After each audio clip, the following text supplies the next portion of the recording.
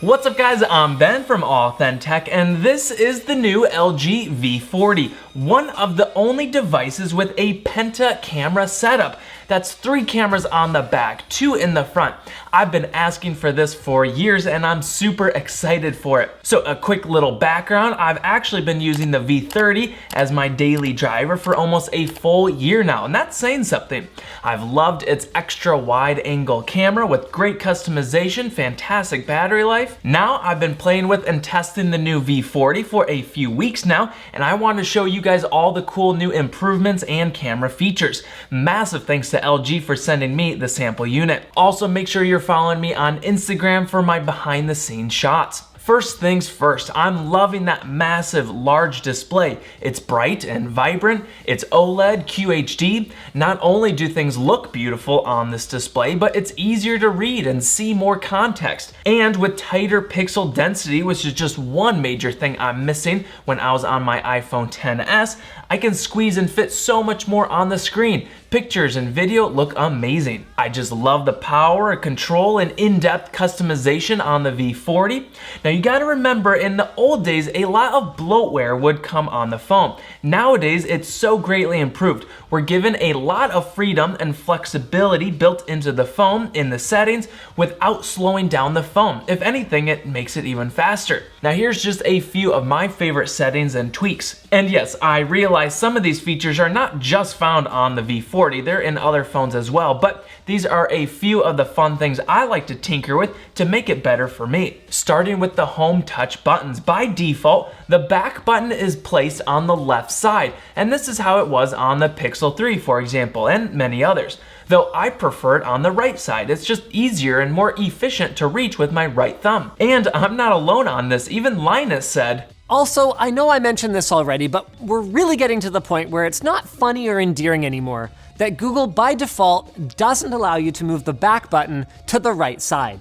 Like, this is getting ridiculous." On the V40, we can easily rearrange those buttons in any order you prefer, and you can even add a few extra shortcuts if you'd like. Second, up top you'll find a notch. Unfortunately, just like almost every other phone out right now. Fortunately though, baked right in is easy customization. We can hide or reveal that notch. I appreciate the fact that if I hide it, which I personally prefer, that black space isn't wasted, but it can be used by clock, battery, and other info. We can also choose a different color up there. We can select more or less rounded corners. The V40 has always on display with lots of helpful tools and tweaks. Just take a look. We can turn it on or off, select from a variety of clock displays and designs, and it doesn't stop there. For example, I like the digital clock, but if we tap it, there's plenty of more unique designs. Even choose your favorite color.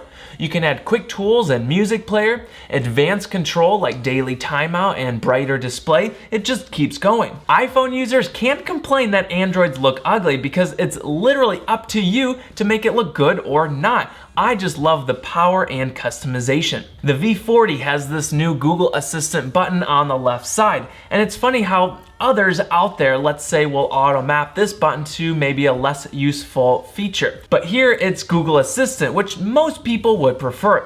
They also give you the option to turn it on or off, plus 3 button features: single press to launch Google Assistant, press and hold to quick talk to Assistant, or double press to open Google Lens. Speaking of buttons, LG made a fantastic improvement in my opinion by moving the old V30 power button from the back fingerprint sensor over to the more efficient side button placement. I really appreciate this change. One small negative I found: the speakers when listening to music or watching YouTube, they aren't the best. Both max volume and quality seem a little bit lackluster.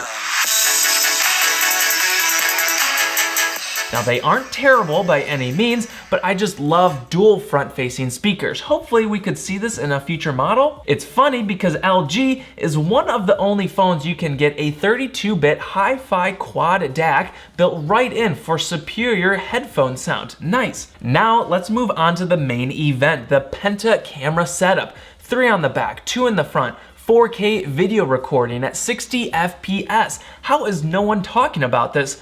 It's no wonder that big YouTubers often call this the most underrated phone of the year. V40 ThinQ, the best smartphone that no one seems to care about?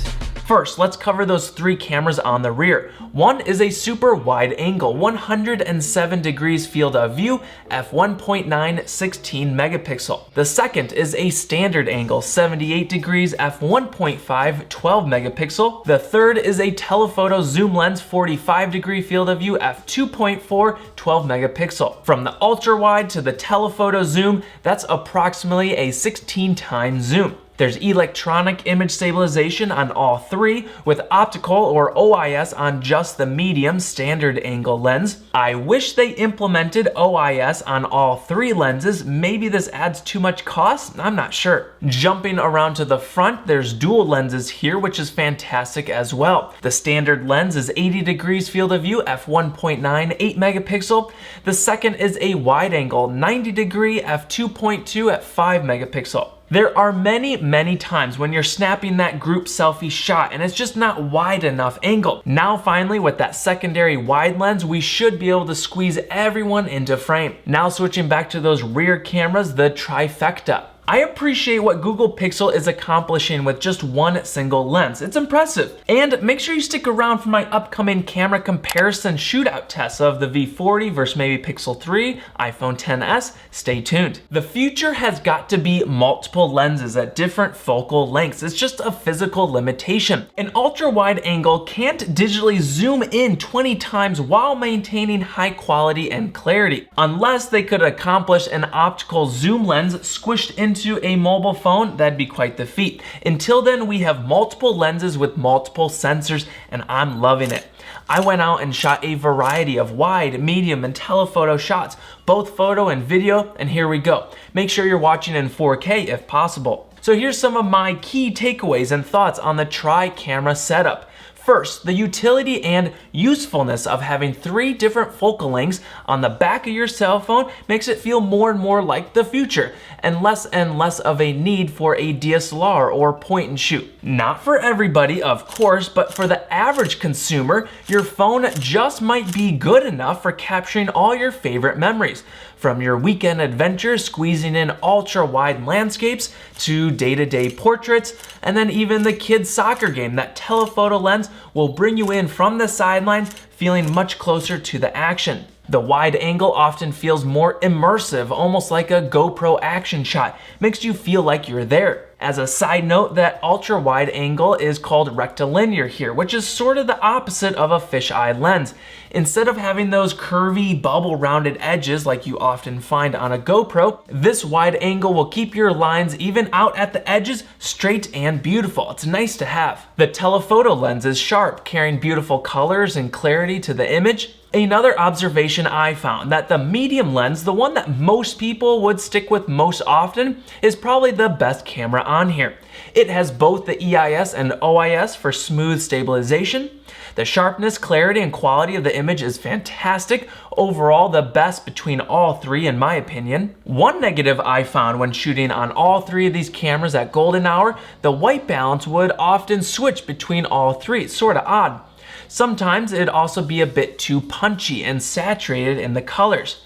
Now all these were shot in auto mode, but speaking of, if you're thinking about picking up a V40 or maybe you already have one, a big reason you buy this phone is for the pro level advanced features, and under the camera we have a lot of power under the hood. Here's just a few examples. We can switch to manual photo or video mode, both offering manual controls like white balance, manual focus with focus peaking, which is just awesome, exposure compensation, ISO, shutter speed. Under settings, even more is unlocked like bitrate, hi-fi sound recording, HDR10. A few other favorite shooting modes of mine. There's slow motion, which as another huge bonus, we can record in both standard or wide angle. Both record at 1080p, 240 FPS. Last year's V30 slow-mo on the wide angle camera looked a bit rough, so this was fantastic to see an improvement. There's AR stickers, which I thought was a little gimmicky at first, but I actually played around with it and was able to make a couple fun social posts like these.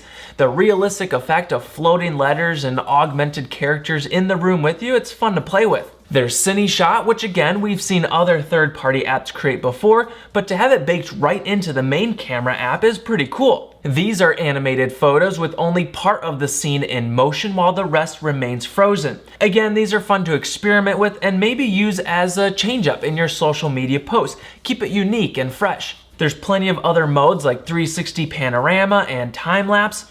I'd love to see a hyperlapse mode, basically stabilize moving time-lapse in a future update. I found a little workaround trick. Check this out. If we film a moving time-lapse, the end result might look a bit shaky. However, if we load up the video file in Google Photos, they have a secret stabilize feature. Just tap it, let it process, and then wham bam, that's pretty dang smooth. On a side note, one weird quirk I found, I can't seamlessly switch between all three lenses while recording a clip. My old V30 could do this, so I'm not sure why. Through testing, I found that the wide and medium can record at 4K 60, though the telephoto cannot. When we step down to 4K 30, we can jump back and forth between the medium and tele lens while recording. However, the wide is never an option. Also interesting, we can still digitally zoom in on each lens, and sometimes the quality looks good, other times I guess you could tell the difference. It's all a little confusing and I wish it was simplified. Allow me to switch between all three lenses while I'm recording video at 4K 60. Oh, and with OIS on all three while we're at it. Regarding portrait mode, I appreciate they include it and it does an okay job. You can use portrait mode on both the rear and front facing camera with a portrait face or just with an object. They pack in even more features and modes here like a blur slider, lighting effects. You can even create a green screen like effect, easily replace your background with another image. The edge outlining isn't always perfect, but not a big deal. Okay, so there's a ton of other camera modes and features, just not enough time to cover it all today. Up next, I'll be shooting a side-by-side camera comparison test versus iPhone XS or maybe Pixel 3, maybe V30 or the new OnePlus 6T. Let me know all your thoughts down in the comments. I'll try to respond when I can. Don't forget to follow me on Instagram for all my behind-the-scenes shots, and if you're new around here, consider subscribing so you don't miss my future tech videos I post every single week. Until next time, let's live AuthenTech.